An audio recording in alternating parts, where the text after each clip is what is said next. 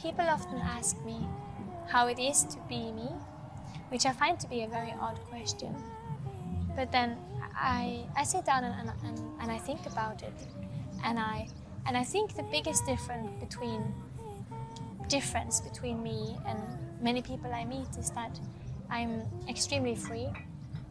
I've never really cared about what people think or what is right to do, what's wrong to do, because I don't see any reason to stop myself from fulfilling my impulsive thoughts or doing whatever I want to do. It's quite a good life when you're free, and it's kind of weird because it's this invisible force stopping people from following their instincts and from doing what they want, but they can. I like to paint, I like to read books and cook and masturbate. I have no idea what it's called in English, but it's very grey in the color. It's very beautiful, very soft for the eyes. So it makes me very happy, that shelf.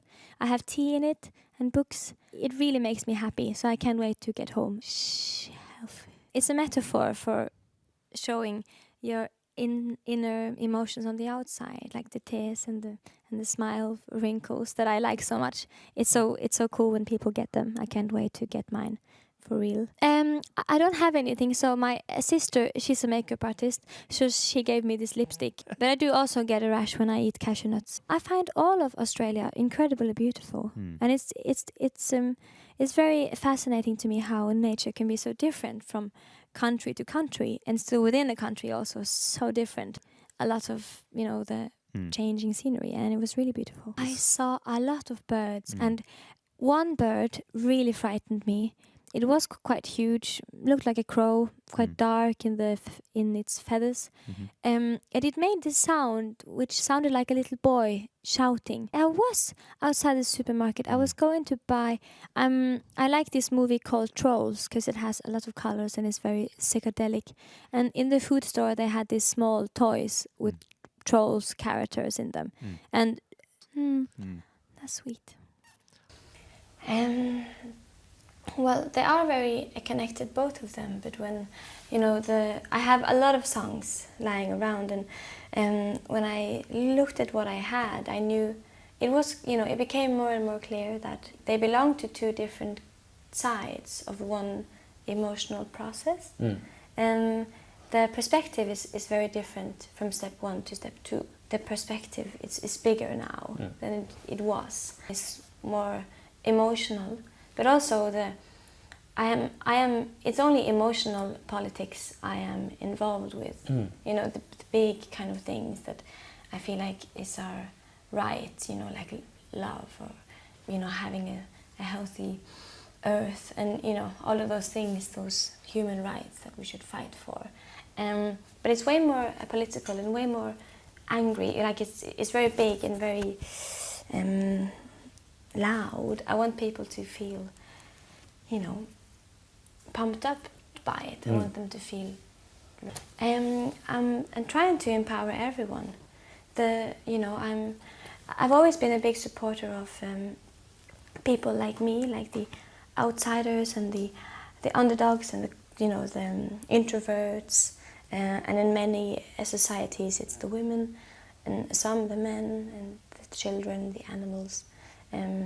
Gay people, it can change from place to place who's being suppressed. So I've always been a big fighter for them, for us, because that's very important. And people that look like they belong, they also feel like they don't belong, sometimes. So it's very hard to be a human, and I want to empower everyone, and just remind us and myself that we have a lot to offer. There's no use in feeling helpless or feeling small, because you can really offer the world a lot. And if everyone knew that, the world could be very wonderful, I think. But I think in general, mostly it's about calling for empathy, because we are empathic humans. I believe that in our core we are meant to be, empathic and nice. That's what we are. And I think if you just remind people of it, they will remember. You know, when you're on the right side of history, when you're fighting for something that can't possibly be any harmful or any bad for the world, you know, we are fighting for something divine. And love is like, I don't know, I really believe in love, and I think we need a world where we are allowed to love, because love is the only thing we have that's not double-sided or impure. Love is the only thing we have that's just wonderful, you know. And I would love for love to just... it's interesting to me to see, especially the bit older generations than myself, how tough it must have been, and many people become alcoholics. They fall into, you know, darker paths because the world doesn't see them. And I've noticed how important it is because people don't like to take the first step. They need someone to kind of push you a bit, and then it becomes easier because you notice that you won't die if you cry a bit, or if you talk about